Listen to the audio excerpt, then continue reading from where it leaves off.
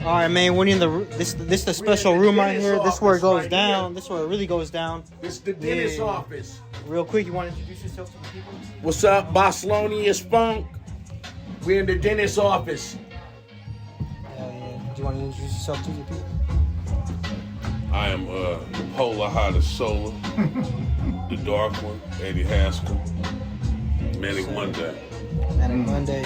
You want to give your introduction? I'm the legend, Safari. You heard of me or you never heard of me. What's your role here, too? What up, yo? I'm Hav, the dentist. I'm a producer, and I'm also a grill fixer as well. So, wait, what do you mean? So you fix grills, like the actual grills? I'm an actual dentist. So, okay. So all these guys are my patients as well. Okay. Hey, shit. What if I need a dentist? I ain't gonna lie, 'cause I need a dentist soon. If I need a dentist, what's the take? What's your race? I got you, man. Don't worry. We'll talk about that later. I just hustled you on the interview. Put me on the spot. Fuck it. But all right. So what's this room for? What goes down in this room? What's this recording spot? This is known as the dentist office at Manic Mondays, the Funk Lab, Diesel's Funk Lab, Dale's Funk Lab. So we got different positions. The whole shit is a fucking circus roller coaster. It's non-stop. In the back house, we'll actually have beats going and recording there. This one we deem the dentist office because Javier the dentist is making beats and engineering in here. We use the Shure 55 mic. So sure, y'all should send us more mics to destroy. Also, we're making different sounding beats, but everything's going all at the same time. It's just manic. It's Wait, what do you always mean? going manically. Everything's going around at the same time. What do you mean by that? It means like you hear how they out there freestyling. Yeah. Cats will go from that freestyle to coming up in here, record the song, and then go all the way to the back and then be recording. We waiting for everybody in the squad to be here. And then what ends up doing is somehow morphs from the freestyle shit to where Mott starts playing beats and we go, no, that one, Mott. And then we sit up and we start recording in the living room too. So we got 3 different spots. And then after a while, sometimes we go up in Dale's room and actually record up in there. So the whole house is a haunted house of recording hurtings. Of recording hurtings? What do you mean hurtings? I mean, like, all of our lyrics hurt people's feelings. We actually rhyme to make people not want to rhyme. We don't want you to enjoy your experience. We want you to enjoy the experience of other people's demise. That's interesting, yeah. Yeah, we like hurting feelings. We like it where people listen and be like, oh shit, I don't need to do that anymore. I don't need to rap like that because these guys are coming for me. Yeah, fun time is over. All that fa la la la la shit and thug shit, yeah. You could be the hottest thug with the coolest plug, but when your grave gets dug, that's it. Money don't work. Cocaine don't grow underground. There's no cocaine flowers. And there's no other users of your particular drug when you've been drugged below. Compared to the new age, what would you say is the biggest mistake that younger artists, younger rappers, people trying to come up are making nowadays that's holding them back? That's a great question. There's no such thing as young or old. Either you're dope or you're not. And you know that you're not if you know that you're not. You definitely know. And you can use it as an excuse. Your baby mama might tap you on the back and be like, they're there now. You keep rapping, you'll make it one day. Just like Kobe used to do. But not everybody's a Mamba, and not everybody's made for it. Sometimes you need to realize that the best thing in hip-hop is just being a fan. Go ahead and be the oxygen to this flame. Keep us enraged and fired up because you know we hurt motherfuckers. See, everybody wants to be the person in front of the camera or under the lights. But sometimes the lights are the bright lights of surgery, where you are on the doctor's table as the cadaver being worked on. All I need is my microphone, a beat, and a body to surgeon on. That's a whole different way of thinking, huh? Yeah, that's some deep shit. I ain't gonna lie. Yeah, these other people, man, they're in for playing and shit. Yeah, and that's the whole thing. When you stop thinking about drugs and having fun and realize, oh yeah, there's something to life. That's because you're at the end of it when you get around this motherfucker. Lyrics can actually make you not breathe anymore. You don't want to dream anymore because you've seen what is to come. And it's not a nice sight. It's very eerie. And you, my friend, would be well warned that you don't want to MC anymore. You were just playing. I know you were just playing, but playtime's over. Just like Granny used to get told to go to bed. I ain't talking about your mama. I'm talking about your mama's mama. Woo! Used to be told when to go to bed. See, that's what happened back in the days. We're bringing that time frame to where you in your head knows right and wrong. And there are penalties and punishment and chastisements for going against what you knew to be wrong. So you brought it upon yourself. There's a saying, somebody could tell you what they gonna do, or you could just figure that motherfucker out laying in the grave. Tell it to the next life. And send God our regards. We got more victims for you. That's a different experience. I'm sorry. I didn't mean to bring it up. No, that's deep, bro. I need to hear that shit because I'm gonna watch this over and really reminisce. And this is gonna wake the people up. I feel like that what you said is gonna wake them up. All right, so what? Yes, man. I'm just kind of mind blown. I ain't gonna lie. I'm not trying to. I'm like, fuck. What's That just fucked the whole head up. Huh? Yeah, nah, for real. I'm like, but not in a good way though. That's what I'm about to talk. Yeah. But all right. So what's coming next for y'all right here? What are we doing in this room? Are y'all gonna mix some music in here? Yeah. So we already did like on average we do about 3 songs every Monday. Just in this room. Oh, 3 songs every Monday. Just in this room. Cool, man. Yeah. And then each room is doing like basically no less than 2 songs. So we do roughly about 8 to 9 songs. So y'all making like an album every Monday type shit. Easily. Have engineers, we're all on Telegram, and then we sit up and we do rough drafts and we listen to back and go, oh, okay, this sound all right, or we need to fix this. That's another thing. Sometimes you gotta fix your problem. You might be the problem that needs a fix. It's pretty dope, the things that I'm telling you. A dope fiend looks for a fix in the morning. But when you're broke, you're looking for a fix all the time. Say that again. A forever fix because you're broke. That's the reality of a lot of people. But there's a cotton candy reality for people too, like a carnival. It's all fuzzy around. You can't see outside of the white stick. But when you get put in somebody's mouth, it all dissolves into a sugarless nothing. That's A right. quick fix, yeah, quick. When you eat cotton candy, it's a quick sugar rush for like 1 second, then it goes away. And you It's find out it's fluff. There's nothing really there. It's a bunch of sugarless nothing. it goes away quick. What do you do? It's like that fairy tale. Which But there's no happy endings. Like Candyland and shit.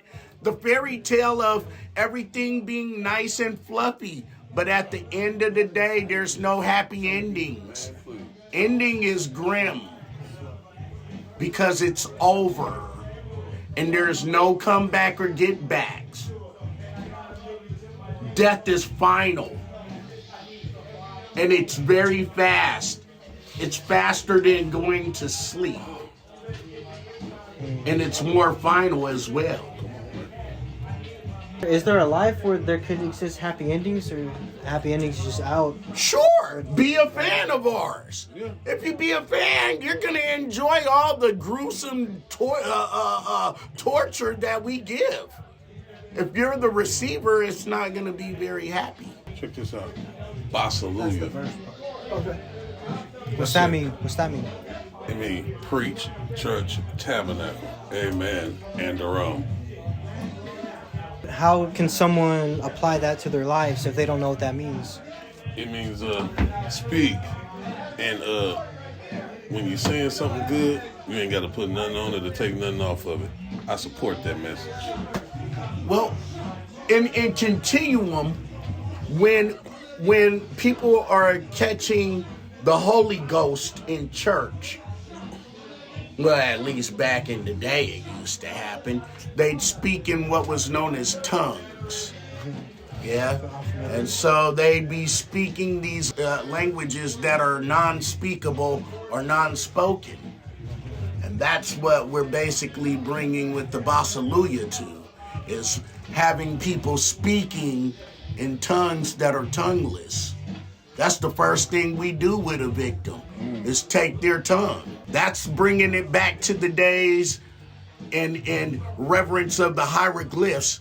When you get mummified, see, when we're talking about being hooked up with Dale, we want to bring people back to the original days of Egypt and Kemet. We want to put them in a tomb back in Egypt, and we want to mummify them. That's why we walk around with bandages and we take their tongues so they can't scream.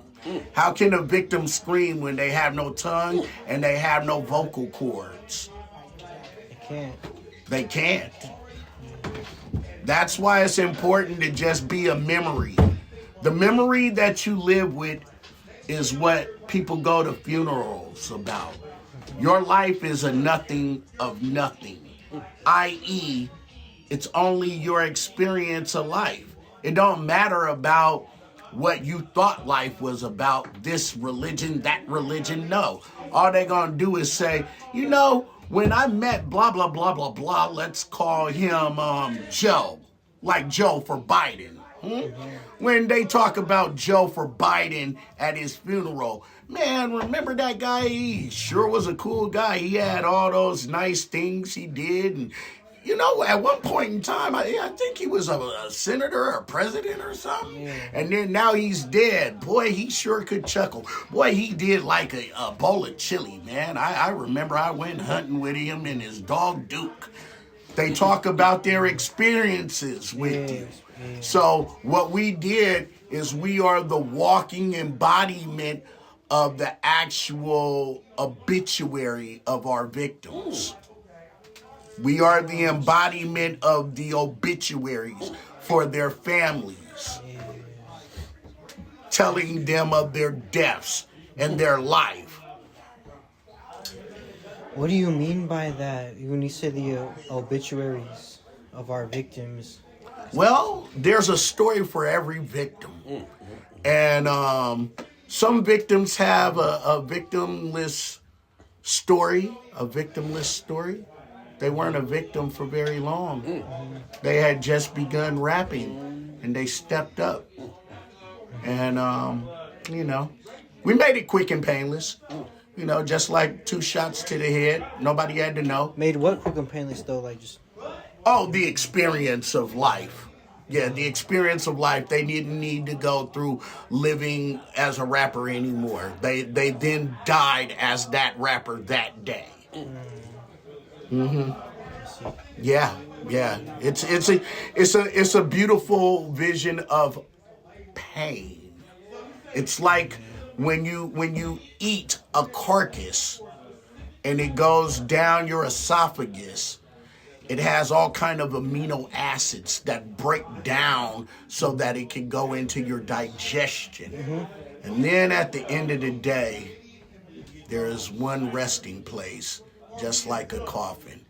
And it's called a toilet. And it's made for shit. And that's what we look at our victims as. Shit to be flushed. Yeah, my last question, I just want to understand what your definition is of victim. So when you say our victims, you mean like people that we did wrong? Or like just... Yeah, I mean like victims as far as rappers who do not inspire and don't have the craft in mind, who you know, as a rapper, what we're doing right now is rapping. Yeah? And the more languages you speak, and the more books you read, and the more movies you see, the more experience you have, not just one-dimensional, then you all of a sudden have a story to tell, and you can lead people in different directions.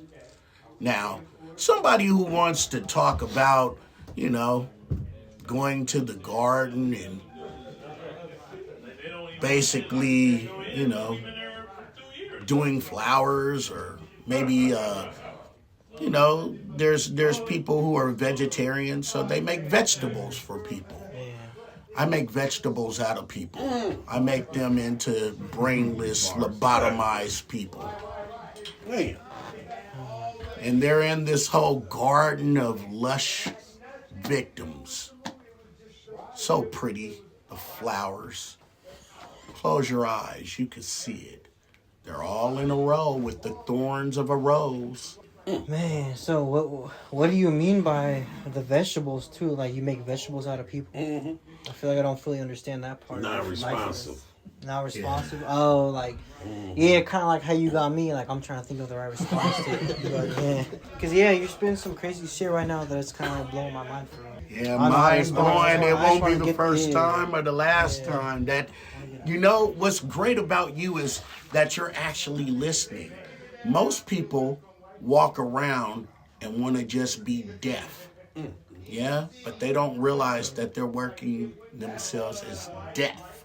What happened? They're dead. They're just lifeless walks upon this planet. Yeah, because why would you just disregard someone's advice? If someone's kicking straight knowledge, real knowledge, doesn't make sense why I would just disregard it. Like, you're kicking me straight knowledge. This shit's going to influence the people watching too. It's a whole different way of thinking. I can tell you what. Most rappers, they want to try and have you to brag about, you know, their clothes or their fucking cars and their image. Your image is nothing when you've been desecrated by a demonic mind. We operate as the hand of God, giving forth punishment to those who are sacrilegious to this here style of rhyming. And beware that we exist in the non-existence. Zero latitude, zero longitude. There is no oxygen to breathe when oxygen doesn't exist. Come on. We're in the dentist's office. We all breathe laughing gas. And we're all laughing at you like a scary movie by fucking Stephen King. That's right, so far. Some real shit. It's changing up the thoughts, man. Everybody wants to talk about, you know, frivolous shit of what money they have and what, I don't know, Maserati or Maybach. Nobody gives a fuck about your Maybach. Your Maybach is now your coffin. You get to ride that motherfucker to your death.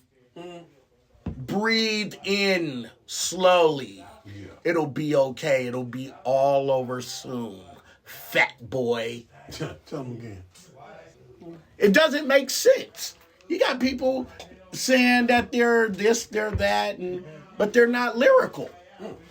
Yeah, which is today's rap game to me. But their words are wordless. Or they're just frivolously gapping. It's leading nowhere. And that's why people be like, oh, bruh, man, I ain't really trying to hear, bruh. Yeah, bruh. How you feel? I mean, I'm not capping on them, but, you know, a dope fiend sound like a dope fiend. Who want to talk to a dope fiend? A dope fiend 9 times out of 10 ain't talking about money. They not talking about anything that's going to help you. Because they are a dope fiend looking for a fix. That's why they want to brag about the money, because they want to try and get you, the listener, the follower, the fan, into following a trail of nothingness. They're leading you nowhere fast. Nowhere fast. And life can be a bunch of nothing to those who are nobodies. But when you are an entity, i.e., if you're a manic fanic, then you sit up and stand on something. You actually stand on the graves of those who decided to challenge Manic Mondays. That's what our fan base do. We don't have people who smoke packs. We have people who stand. See, when you smoke, it's vapor. Nobody sees it. It's all gone. Yeah. We put ashes in urns because we earn our money for the deaths. Bars. We put ashes in what? Urns? Yes. What is it? Urns? You put Yeah. cremation. Oh, like in the box? In like the box? Yeah, like Yeah, the- my yeah, grandpa's in the box. My grandpa's in that. In the My vase. grandpa. Yes. They could even make a nice, cool chain. A nice locket. But, you know, people get to talking about smoking packs. But we don't talk about smoking packs. We talk about just endless death. And our fans appreciate who listen to the way that the obituary continues on and on. It's an onslaught of onslaughtering. It's just ongoing slaughters. It's like when you're going, have you ever traveled from Northern California out to Southern California? Yeah. You're on the 5. Yeah, a few And you times, know yeah. that part where you get by that smelly part of the cattle ranches. Yep. It smells All like those, shit. hey, Cow shit. Yeah. you know why? Because those are bodies that are about to decay. They're all waiting for death. Man, And that's what these victims who rap, they do nothing. And when I say that they're dead, I mean, how many albums, how many releases are they gonna have? They're rapping for now because it's cute. That's why they don't want to talk about old people, because they don't want to get old. Well, let me help you not get old. Death comes now. I can help you get what it is you truly want. Subconsciously, subliminally, you were always yearning death because you knew you weren't worth the life that you breathed oxygen from. You're better as a memory. You know, remember when Drake used to be hella raw? Yeah. Yeah. That was a good memory, wasn't it? Yeah. You could Oh, talk yeah, I remember about back in high you school. could talk about all his old songs and it brings a smile to your face. The He high can school live days, forever of it's that nostalgic. yesteryear. Yeah. But he's no longer here with us anymore. Kendrick destroyed him. Yeah. And he began the dawning of the new day. It just happened to land on a Monday. That's the maim day. We maim. What does that mean, maim day? Yeah, the maim day. That's when we're maiming. That's when we are just giving beautiful deaths to all different MCs. But they don't deserve the MC to their name. They were just playing. They were a bunch of players. They were players playing.